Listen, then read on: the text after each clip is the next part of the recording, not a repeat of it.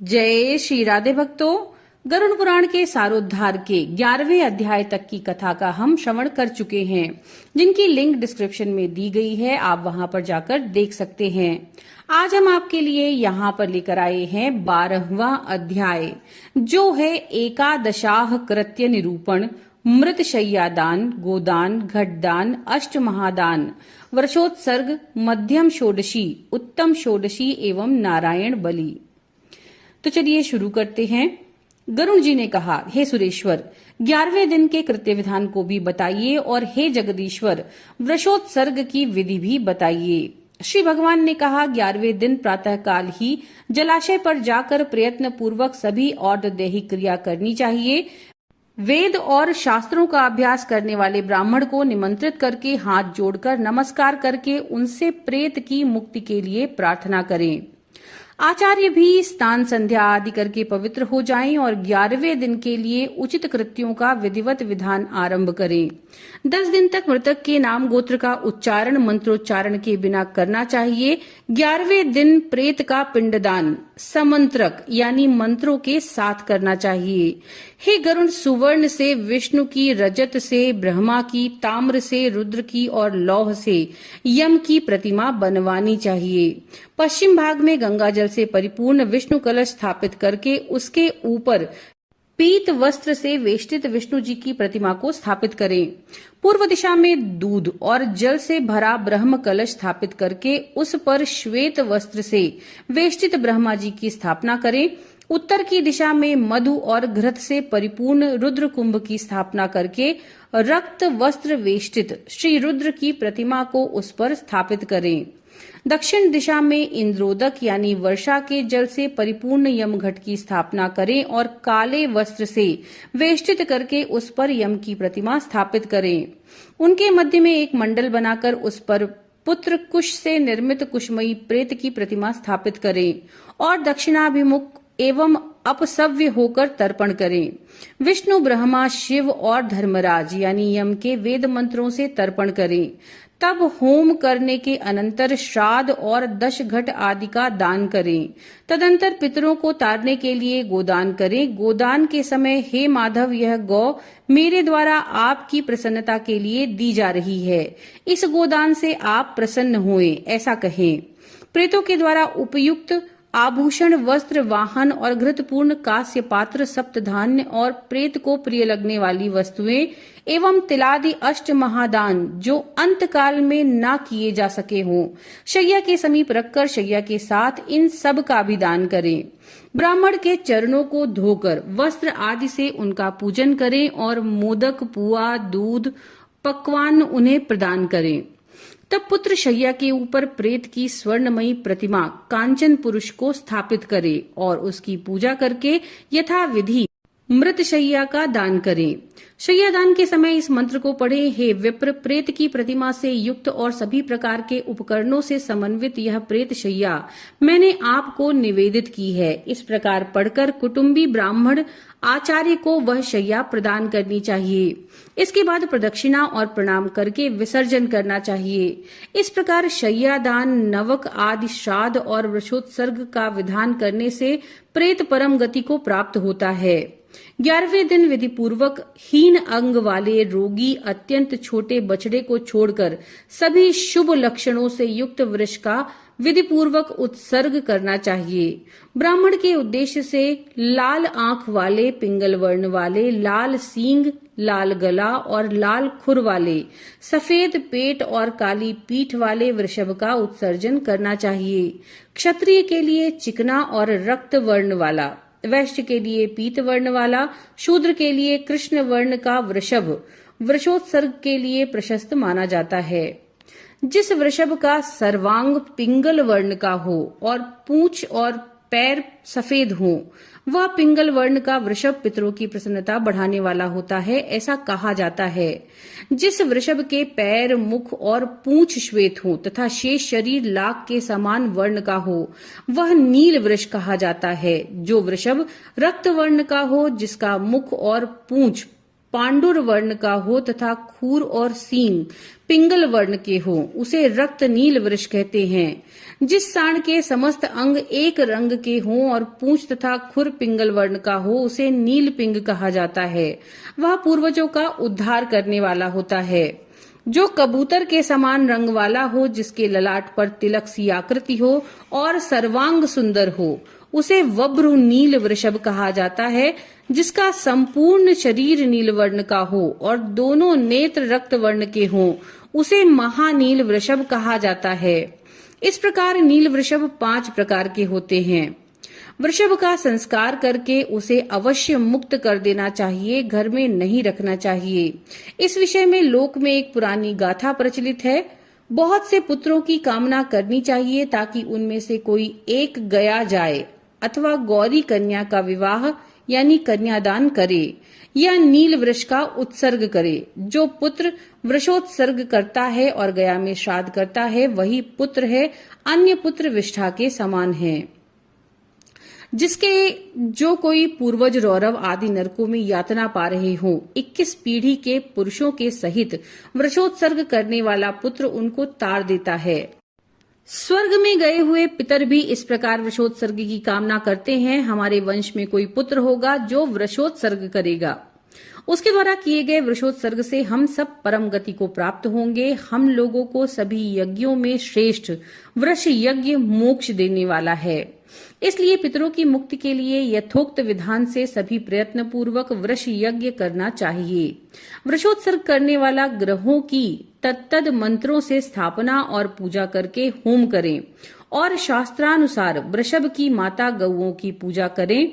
बछड़ा और बछड़ी को ले जाकर उन्हें कंकण बांधें और वैवाहिक विधान के विधि के अनुसार स्तंभ में उन्हें बांध दें। फिर बछड़ा और बछड़ी को रुद्र कुंभ के जल से स्नान करवाएं। गंध और माल्य से सम्यक पूजा करके उनकी प्रदक्षिणा करें। तदनंतर वृष के दक्षिण भाग में त्रिशूल और वाम पार्श्व में चक्र चिन्हित करें। तब उसे छोड़ते हुए हाथ जोड़कर पुत्र को इस मंत्र को पढ़ें। पूर्व काल में ब्रह्मा के द्वारा निर्मित तुम वृष रूपी धर्म हो। तुम्हारे उत्सर्ग करने से तुम भवार्णव से पार लगाओगे। इस मंत्र से नमस्कार करके बछड़ा और बछड़ी को छोड़ दें। भगवान विष्णु ने कहा, इस प्रकार जो वृषोत्सर्ग करता है मैं सदा उसे वर प्रदान करता हूँ और प्रेत को मोक्ष प्रदान करता हूँ। अतः वृषोत्सर्ग कर्म अवश्य करना चाहिए। अपनी जीवितावस्था में भी वृषोत्सर्ग करने पर वही फल प्राप्त होता है। पुत्रहीन मनुष्य को तो स्वयं अपने उद्देश्य से वृषोत्सर्ग करके सुखपूर्वक परम गति को प्राप्त करना चाहिए। कार्तिक आदि शुभ महीनों में सूर्य के उत्तरायण होने पर शुक्ल पक्ष अथवा कृष्ण पक्ष की द्वादशी आदि तिथियों में सूर्य चंद्रमा के ग्रहण में, पवित्र तीर्थ में, दोनों अयन संक्रांतियों में और विषुवत संक्रांतियों यानी मेष तुला की संक्रांति में वृषोत्सर्ग करना चाहिए। शुभ लग्न और मुहूर्त में पवित्र स्थान पर समाहित चित्त होकर विधि जानने वाले शुभ लक्षणों से युक्त ब्राह्मण को बुलाकर जप, होम तथा दान से अपनी देह को पवित्र करके पूर्वोक्त रीति से सभी होमादि कृत्यों का संपादन करना चाहिए। शालग्राम की स्थापना करके वैष्णव श्राद्ध करना चाहिए। तदनंतर श्राद्ध करें और ब्राह्मणों को दान दें। हे पक्षिन, अपुत्रवान अथवा पुत्रवान जो भी इस प्रकार वृषोत्सर्ग करता है उस वृषोत्सर्ग से उसकी सभी कामनाएं पूर्ण होती हैं। अग्निहोत्रादि यज्ञों से और विविध दानों से भी वह गति नहीं होती जो वृषोत्सर्ग से प्राप्त होती है। बाल्यावस्था, कौमार, पौगंड, यौवन और वृद्धावस्था में किया गया जो पाप है वह सब वृषोत्सर्ग से नष्ट हो जाता है, इसमें संशय नहीं। मित्रद्रोही, कृतघ्न, सुरापान करने वाला, गुरु पत्नी गामी, ब्रह्म हत्यारा और स्वर्ण की चोरी करने वाला भी वृषोत्सर्ग से पाप मुक्त हो जाते हैं। ये लोग महापापी कहे गए हैं। इसलिए हे ताक्ष, सभी प्रयत्न करके वृषोत्सर्ग करना चाहिए। 3 लोक में वृषोत्सर्ग के समान कोई पुण्य कार्य नहीं है। पति और पुत्र वाली स्त्री यदि उन दोनों के सामने मर जाए तो उसके उद्देश्य से वृषोत्सर्ग नहीं करना चाहिए, अपितु दूध देने वाली गाय दान करनी चाहिए। हे गरुण, जो व्यक्ति वृषोत्सर्ग वाले वृषभ को कंधे अथवा पीठ पर भार ढोने के काम में प्रयोग करता है प्रलय पर्यंत घोर नरक में निवास करता है। जो निर्दयी व्यक्ति मुट्ठी अथवा लकड़ी से वृषभ को मारता है वह एक कल्प तक यम यातना को भोगता है। इस प्रकार वृषोत्सर्ग करके सपिंडीकरण के पूर्व षोडश श्राद्धों को करना चाहिए। वह मैं तुमसे कहता हूँ, मृत स्थान में, द्वार पर, अर्ध मार्ग में, चिता में, शव के हाथ में और अस्थि संचय में इस प्रकार 6 पिंड प्रदान करके 10 दिन तक दशगात्र के 10 पिंडों को देना चाहिए। यह प्रथम मलिन षोडशी श्राद्ध कहा जाता है और दूसरा मध्य में किया जाने वाला मध्यम षोडशी कहा जाता है। उसके विषय में मैं तुमसे कहता हूँ, मध्यम षोडशी में मलिन षोडशी की भांति ही 16 पिंड होते हैं। पहला पिंड भगवान विष्णु को, दूसरा शिव जी को, तीसरा सपरिवार यम को प्रदान करें। चौथा पिंड सोमराज, पांचवा हव्यवाह, हव्य को वहन करने वाली अग्नि, छठा कव्यवाह यानी कव्य को वहन करने वाली अग्नि और 7वां पिंड काल को प्रदान करें। 8वां पिंड रुद्र को, 9वां पुरुष को, 10वां प्रेत को, 11वां पिंड विष्णु जी को प्रदान करें। 12वां पिंड ब्रह्मा जी को, 13वां विष्णु जी को, 14वां शिव जी को, 15वां यम को, 16वां पिंड तत्पुरुष के उद्देश्य से देना चाहिए। हे खग तत्वविद लोग इसे मध्यम षोडशी कहते हैं। तदनंतर प्रतिमास के 12 पाक्षिक, त्रिपाक्षिक और ऊंचमासिक और ऊनाब्दिक इन श्राद्धों को उत्तम षोडशी कहा जाता है।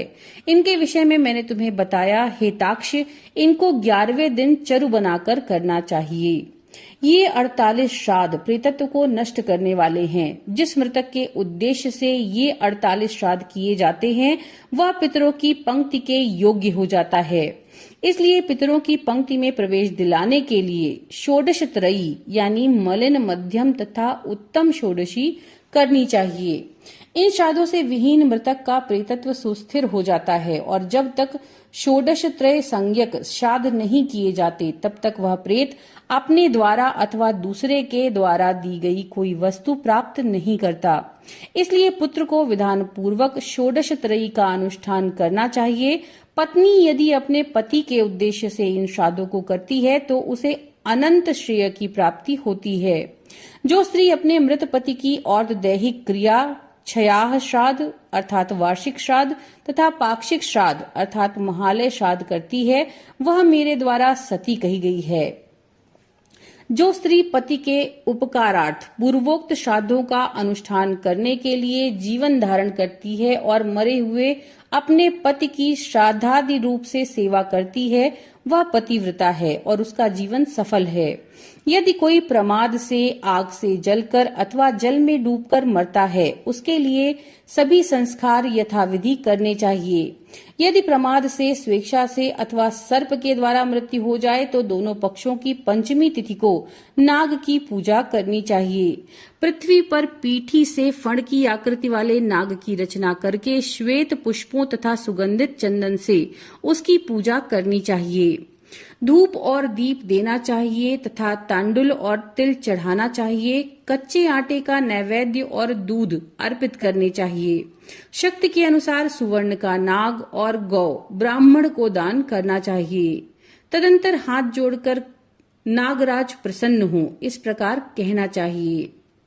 पुनः उन जीवों के उद्देश्य से नारायण बलि की क्रिया करनी चाहिए। ऐसा करने से मृत व्यक्ति सभी पातकों से मुक्त होकर स्वर्ग को प्राप्त होते हैं।